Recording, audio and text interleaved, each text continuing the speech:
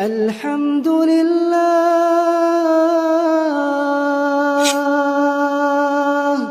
الحمد لله على نعمة الإيمان،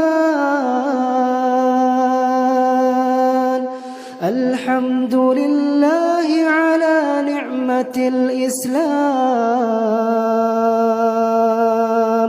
الحمد لله على نعمة الهجرة، الحمد لله على نعمة الهداية، الحمد لله على نعمة المغفرة.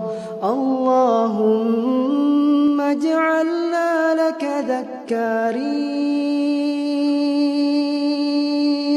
لك شكارين،